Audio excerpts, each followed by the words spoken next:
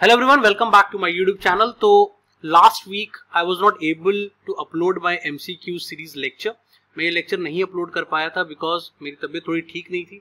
आप लोगों के बहुत सारे बेस्ट विशेस मेरे पास आए. Thank you so much for your support and respect. तो आज मैंने आपको सोचा है कि मैं आपको डबल डोज दे दूंगा, मतलब लास्ट वीक के भी सारे क्वेश्चंस करा दूंगा, इस वीक के भी सभी क्वेश्चंस करा दूंगा.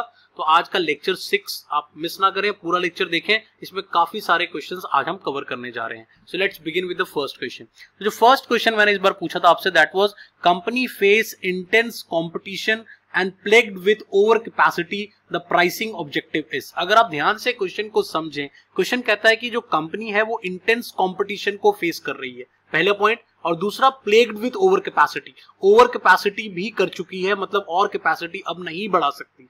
तो इस सिचुएशन में कंपनी को अपनी प्राइसिंग अगर करनी है तो वो क्या करेगी? ऑब्वियस सी बात है, वो बहुत ज्यादा कॉम्पिटिटिव प्राइसिंग नहीं कर सकती, क्योंकि अगर डिमांड बहुत ज्यादा आ गई तो वो उसको फुलफिल नहीं कर पाएगी, क्योंकि कैपेसिटी ऑलरेडी ज्यादा हो चुकी है. तो इन दैट सिचुएशन जो ऑलरेडी एग्जिस्टिंग उनके पास चल रहे हैं कस्टमर्स, उनको वो सेटिस्फाई कर दे, यही बहुत है. तो इस सिचुएशन में जो best thing which you can do is survival. अब अपने सर्वाइवल के बारे में सोचें, क्योंकि आप कैपेसिटी नहीं बढ़ा सकते, तो इसी वजह से ना तो आप अपना मैक्सिमाइज कर पाएंगे प्रॉफिट, ना ही तो आप मार्केट शेयर बढ़ा पाएंगे, ना ही आप कंपटीशन को क्रश करने के लिए जाएंगे. तो इन दैट सिचुएशन आप देखेंगे 346 लोगों ने यहाँ पे आंसर किया है, जिसमें से मैं देखता हूं 29% लोगों ने सही आंसर किया है, लेकिन ज्यादातर लोगों ने 40% लोगों ने गलत आंसर किया है कि आप अपने करंट प्रॉफिट को मैक्सिमाइज करेंगे, जो कि पॉसिबल नहीं हो पाएगा. क्योंकि मैक्सिमाइज आप कैसे करोगे जब कैपेसिटी ही आपकी लिमिटेड हो चुकी है और ज्यादा कैपेसिटी नहीं बढ़ सकती. तो इस वजह से यहां पर मेरा पहला पॉइंट स्कोर हो गया है. आप स्कोर नहीं कर पाए और मैं एज अ टीचर मैंने एक पॉइंट स्कोर कर लिया है. Moving on to the question number 2. Question number 2 था कि which of the following is the features of neo classical theory. Neo classical theory मैंने पढ़ाई हुई है, ये ऑर्गेनाइजेशनल थ्योरी में आता है. Classical theory, neo classical theory, modern theory, ये सारे मैंने कवर किए हुए हैं. आप चाहो तो इसको मेरे प्लेलिस्ट में देख सकते हो, मैं डिस्क्रिप्शन में भी लिंक डालने की कोशिश करूंगा. अब यहां पर वो पूछता है कि नियो क्लासिकल में क्या क्या चीजें आती हैं. Flat structure with wide span बिल्कुल आता है, ये नियो क्लासिकल का पार्ट है. डिसेंट्रलाइज मैनेजमेंट बिल्कुल आता है. उसका रीजन क्या है, यहां पर हम जो पावर होता है वो डिपार्टमेंट्स को दे देते हैं, डिसेंट्रलाइज कर देते हैं. इनफॉर्मल ऑर्गेनाइजेशन होती है बिल्कुल, क्योंकि क्लासिकल हमारी फॉर्मल हो जाती है, न्यू क्लासिकल में हमें इनफॉर्मल ऑर्गेनाइजेशन भी देखने को मिलती है. And that is the reason why इसका आंसर होगा ऑल ऑफ द अबव. और आप देखेंगे यहाँ पे 74% लोगों ने बिल्कुल करेक्ट आंसर किया है. टोटल 510 लोगों ने रिप्लाई किया है. तो अब यहां पर आपका और मेरा स्कोर बराबर हो गया है 1-1. Right, let's move on to the question number 3. Question number 3 जो था वो रिसर्च से मैंने पूछा था, again from the methodology part. A research which focuses on case study method. जो केस स्टडी मेथड पे फोकस करता है, ऐसे रिसर्च को हम किस तरह के रिसर्च में डालेंगे? क्या हम उसको क्वालिटेटिव मानेंगे? बिल्कुल नहीं. क्या हम उसको कैजुअल मानेंगे? बिल्कुल नहीं. क्या उसको हम एनालिटिकल मानेंगे, जो कि मैक्सिमम लोगों ने आंसर किया है 68%, और 782 लोगों ने रिस्पॉन्ड किया है. यहां पर आप देख सकते हैं काफी ज्यादा लोगों ने रिस्पॉन्ड किया है, और लेकिन आंसर ये रॉन्ग है. एनालिटिकल इसका आंसर नहीं होगा. एनालिटिकल किसी भी तरह का रिसर्च हो सकता है, राइट. इंपेरिकल रिसर्च भी एनालिटिकल हो सकता है, कई बार कंसेप्चुअल भी हमारे एनालिटिकल हो सकता है. केस स्टडी मेथड जो होता है वो साइकोलॉजी में बहुत ज्यादा यूज होता है, जहां पर कि आप लोगों को as a case study use करते हो, उनको एज अ केस की तरह देखते हो. मेडिकल रिसर्च में बहुत ज्यादा यूज होता है, इसीलिए क्लिनिकल या डायग्नोस्टिक बेस्ड स्टडीज में आपको केस स्टडी देखने को मिलेगी. कई बार आप लोगों को केस ले लेते हो, कभी आप सब्जेक्ट को केस ले लेते हो, इस तरह से आप उनके ऊपर स्टडी करते हो, जो कि बहुत कम लोगों ने, सिर्फ 14% लोगों ने आंसर किया है. But I must congratulate those 14% कि उन लोगों को एटलीस्ट रिसर्च के बारे में अच्छा आइडिया है. तो अगेन यहाँ पे मेरा स्कोर बनता है, तो मैं 2-1 से आगे हो गया हूं. Moving on to the question number 4. अब क्वेश्चन नंबर 4 था, under the dash both internal and external corporate governance mechanism intended to induce the managerial action that maximize the profit and shareholder value. अब अगर आप देखो यहाँ पे क्या use हो रहा है, internal as well as external, आपको दोनों देखने. और आप यहाँ पे देखो कौन कौन सी थ्योरीज की बात की गई है, agency theory, shareholder theory, stakeholder theory और कॉर्पोरेट गवर्नेंस थ्योरी. और आप अगर ध्यान से देखेंगे, आउट ऑफ 445 पीपल मैक्सिमम लोगों ने, मतलब 64% लोगों ने कॉर्पोरेट गवर्नेंस थ्योरी कही है. कॉर्पोरेट गवर्नेंस थ्योरी कैसे इसका आंसर होगा, आप खुद सोचिए. कॉर्पोरेट गवर्नेंस थ्योरी जो है मेनली इंटरनल होती है. एक्सटर्नल मैकेनिज्म उसके ऑब्जेक्टिव में हो सकते हैं, बट उसके मैकेनिज्म में नहीं होते। That is the reason why shareholder theory इसका आंसर होगा। और कमेंट सेक्शन में भी किसी ने बहुत डिटेल में इसका आंसर दिया था, समझाया भी था कि शेयर होल्डर थ्योरी क्यों होगा, क्योंकि यहां पर आप दोनों चीजों को देख रहे हो, आप अपने प्रॉफिट को भी बढ़ाने के बारे में सोच रहे हो, एट द सेम टाइम आप शेयर होल्डर की वैल्यू को भी बढ़ाने की कोशिश कर रहे हो। वहां पे आप इंटरनल बातों को भी देखोगे, एक्सटर्नल बातों को भी देखोगे। So in that situation the answer would be shareholder theory, not the corporate governance theory. तो अगेन मेरा स्कोर बनता है 3-1 और मैं आपसे इस बार लीड कर रहा हूं काफी तेजी से। आगे बढ़ते हैं, let's move on to question number 5। Question number 5 says what is the main purpose of Porter 5 forces model। Strategy से ये क्वेश्चन है, मैंने डिटेल में पढ़ाया हुआ है, आप चाहें तो डिस्क्रिप्शन में उसके लिंक से मैं डाल दूंगा, आप देख सकते हैं। और ये मैक्सिमम लोगों ने, मतलब 592 लोगों ने यहाँ पे रिस्पॉन्ड किया है और मैं देख रहा हूं उसमें से 80% लोगों ने आंसर किया है analyse the competition in the market and that is what the correct answer is. बिल्कुल सही आंसर है। माइकल पोर्टर ने पोर्टर 5 फोर्सेस मॉडल दिए थे, जिन्होंने 5 फोर्सेस बताए थे, जिसमें उन्होंने ये एनालाइज किया था कि किसी भी इंडस्ट्री में कंपटीशन को आप कैसे एनालाइज कर सकते हो, कैसे निकाल सकते हो कि वहां पे कंपटीशन ज्यादा है या वहां पे कंपटीशन कम है। So that is the reason why the answer would be analysing the competition in the market, जो कि 80% लोगों ने सही जवाब दिया है। तो इस वजह से स्कोर होता है 3-2। आगे बढ़ते हैं। Next question was identify the 4 main style of leadership displayed by manager which identified in Tenenbaum and Schmidt continuum of possible leadership behavior। ये वाला भी थ्योरी मैंने पढ़ाया हुआ है, इनके कॉन्टिनम को मैंने काफी डिटेल में एक्सप्लेन किया हुआ है। अब यहाँ पर देखोगे काफी आप देखोगे कंफ्यूजिंग आंसर्स आ रहे हैं। पहली चीज तो मैं ये बता देता हूं, ये आंसर टेल से शुरू होना है, क्योंकि उन्होंने सबसे पहले कहा था कि एज अ लीडर आपको टेल करना आता है, टेल करना आना चाहिए, that is the first thing. And that is the reason why यहां पर आप देखेंगे ऑलमोस्ट 437 लोगों ने रिस्पॉन्ड किया है और जो मैक्सिमम लोगों ने रिस्पॉन्ड किया that is called tell, sell, consult and join and that is what the correct answer is. ये भी करेक्ट आंसर है। तो बिल्कुल सही जवाब दिया है मेरे मैक्सिमम स्टूडेंट्स ने, सब्सक्राइबर ने, कि सबसे पहले आप बताते हैं, फिर आप उसको बेचते हैं, सेल करते हैं। सेल करने का मतलब आप लोगों को कन्विंस करने की कोशिश करते हैं, फिर आप उनको कंसल्ट करते हैं और फिर उनसे पार्टिसिपेशन लेते हैं, उनकी ज्वाइनिंग कराते हैं। तो इस तरीके से एक लीडर को काम करना चाहिए as per this continuum model, right. तो आई होप आपको ये वाला आंसर क्लियर हो गया होगा। Moving on to the next question, that was question number 7. When one individual or group wins at the expense of another individual, जब कोई एक पर्सन जीतेगा और उसी टाइम पे कोई और पर्सन हारेगा, मतलब ऐसा कभी नहीं होगा कि दोनों पर्सन जीत रहे हैं, तो उस सिचुएशन को हम किस तरह के कंफ्लिक्ट को कहते हैं। तो यहाँ पर मैक्सिमम लोगों ने, ऑलमोस्ट 500+ पीपल लोगों ने रिस्पॉन्ड किया है और मैक्सिमम लोगों ने आंसर किया है जीरो सम कंफ्लिक्ट, और जीरो सम कंफ्लिक्ट ही इसका करेक्ट आंसर है।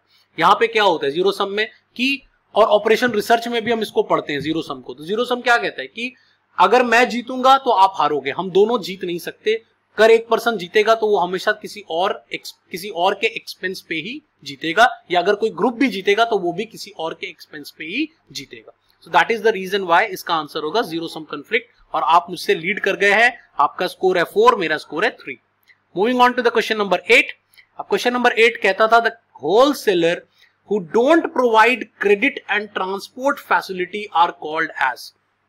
ऐसे कौन से होलसेलर होते हैं जो कि कोई भी तरह का क्रेडिट नहीं प्रोवाइड करते, ना ही वो ट्रांसपोर्टेशन फैसिलिटी देते हैं। वो कहते भैया आइए खुद से लीजिए और हम कोई क्रेडिट भी नहीं देंगे। ऐसे कौन से होलसेलर होते हैं? और आप यहाँ पे देखेंगे ऑलमोस्ट 600 लोगों ने रिस्पॉन्ड किया है, उसमें से आप देखते हैं 64% लोगों ने रिस्पॉन्ड किया है कैश एंड कैरी। और कैश एंड कैरी बिल्कुल सही है। जितने भी हमारे स्टोर है, जैसे 24/7 के जो स्टोर्स होते हैं, जो 24/7 जितने भी हमारे रिटेल स्टोर्स हैं, वहां पर क्या होता है, कोई क्रेडिट सिस्टम नहीं चलता, वो कैश एंड कैरी होता है। आप जाइए, पैसे दीजिए और लेकर जाइए। आपके सेल्फ सर्विस करनी पड़ती है, वहां पर कोई भी आपको लाकर सामान नहीं देता। तो जब इस तरह का होलसेलर होता है, वही इस तरह की फैसिलिटीज प्रोवाइड करता है।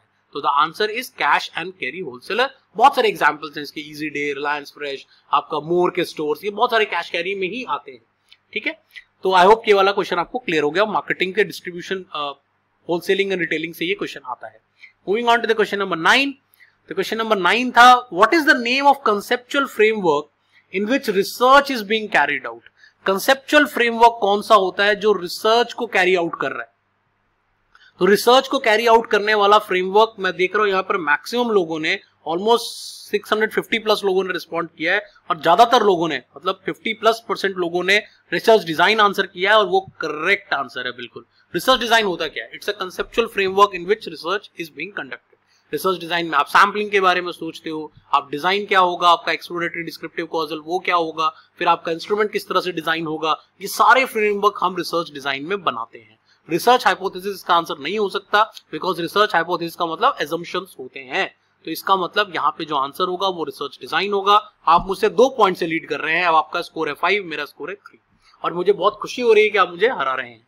Moving on to the question number 10, which of the following is a reason for referent power to be based on the subordinate perception that the leader has a right to exercise influence। अब अगर ध्यान से आप question को देखें, referent power का use हो रहा है। रेफरेंट पावर ऑर्गेनाइजेशनल पॉलिटिक्स से ये क्वेश्चन आता है और रेवंस के जो पावर दिए थे, उन्होंने 5 तरह के पावर्स दिए थे। मैंने ये टॉपिक पढ़ाया हुआ है, मैं डिस्क्रिप्शन में इसका भी लिंक डाल दूंगा या आप अदरवाइज मेरे प्लेलिस्ट में से सर्च कर लेना, तो वहां पर आपको ये मिल जाएगा। Referent power, coercive power, legitimate power, ये सब इन्होंने दिए थे। अब रेफरेंट पावर कौन सा पावर होता है? तो यहां पर मैं देख रहा हूं कि मैक्सिमम लोगों ने रिस्पॉन्ड किया है दैट पर्सनल करिश्मा, जो कि रॉन्ग आंसर है। Personal charisma is not reward power और रेफरेंट पावर। रेफरेंट पावर का मतलब होता है कि जहां पर एक्सपर्ट एडवाइस दे पाए लीडर, लीडर के पास कुछ एक्सपर्टीज है, उस एक्सपर्टीज से लोग उससे इन्फ्लुएंस हो रहे हैं। तो यहाँ पे जो आंसर था वो था लीडर्स एक्सपर्ट एडवाइस। मुझे लगा था ये क्वेश्चन काफी इजी है, लोग सही करेंगे, बट मैं हैरान हो रहा हूं कि इसमें सिर्फ 8% लोगों ने ही करेक्ट आंसर किया है। तो जो रेफरेंट का पावर है that is expert advice. I hope आपको ये वाला पॉइंट क्लियर हो गया।